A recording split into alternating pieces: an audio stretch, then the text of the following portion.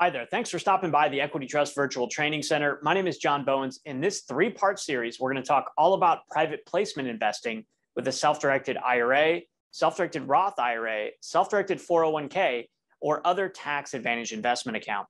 It's never been easier to invest in private placement offerings with a self-directed IRA.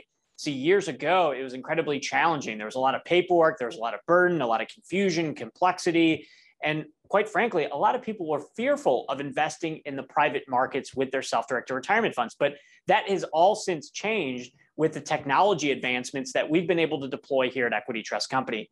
We have a digital processing hub called My Equity that allows investors to seamlessly and with incredible efficiency invest in the private placement offerings that they deem as a best fit for their portfolio.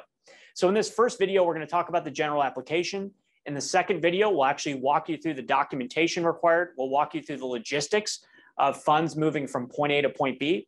And then in the third video, we'll talk about the rules and the guidelines. So let's jump into our first video here and the general application of using a self-directed IRA to invest in private placement offerings. So there's a three-step process. It's very simple.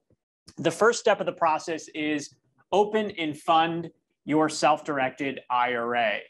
So we need to open and fund our self-directed IRA well in advance. In another YouTube video, I talk about the three most common mistakes that self-directed IRA investors make. And we talk about how the number one pitfall is investors fail to have the account open and funded in advance.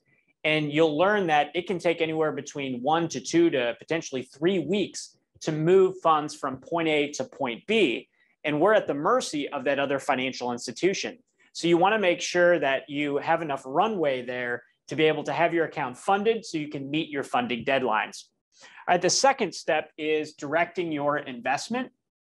And so keep in mind that this is a self-directed IRA, a self-directed 401k, a self-directed Roth IRA. And so that means you're the one that's in complete control and you're totally in charge of directing the funds and making all the decisions. And so what that means is you will have the ability to access an online portal, which we call My Equity, and you'll be able to provide the authorization, upload all the necessary documentation, and ultimately make the final say on sending funds from your IRA directly out to the issuer's bank accounts. All right, the third is manage your account. So we have an online platform, I mentioned My Equity, which will allow you to manage the private securities, the private placement investments, from updating valuations to tracking deposits to initiating capital calls. You'll be able to do this all through the self-directed IRA system called My Equity. All right, so now that you understand that, let's dive into the different types of private placement offerings or different types of assets that you might see within the private placement realm. So generally speaking, the types of entities, if you will, the actual entity that's formed by the issuer in order to make the offering is generally either an LLC, limited liability company, or in some instances, we see an INC, so a corporation.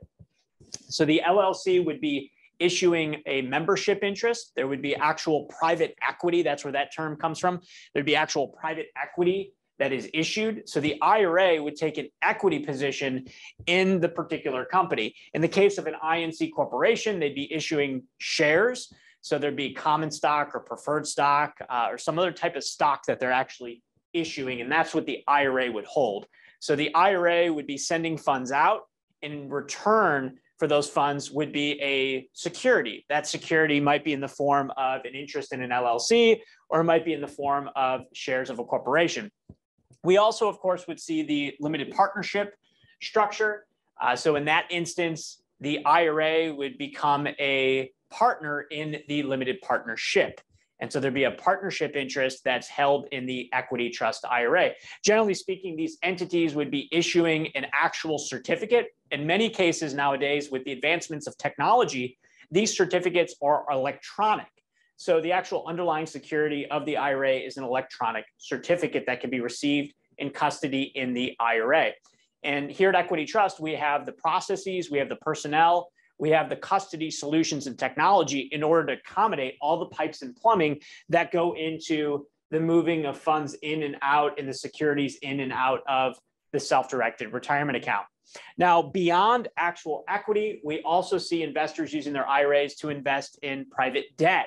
So making a loan, if you will, to an entity such as a LLC, INC, or a limited partnership. That might be in the form of a convertible note, for example, which we see very commonly. And beyond equity and debt, we also see in some instances a safe agreement. So this would be an agreement in the IRA. Think of it as sort of a hybrid between equity and a debt type offering.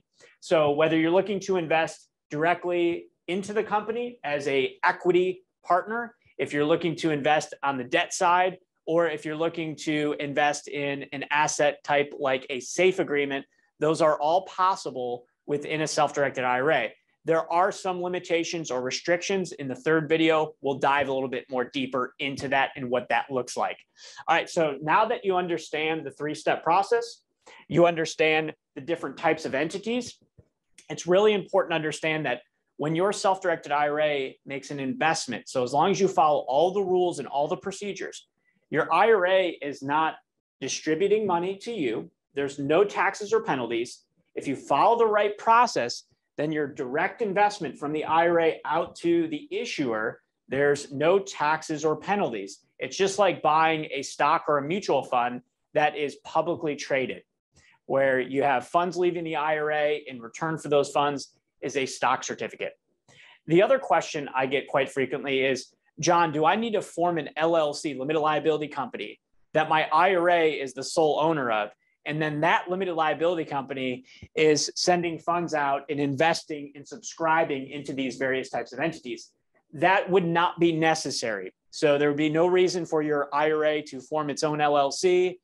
There might be some very rare circumstances where your attorney would advise you to do that, but for all intents and purposes, your IRA would invest directly into those companies. So you don't have to create a separate entity and have the additional costs and the additional burden of structuring it in that fashion.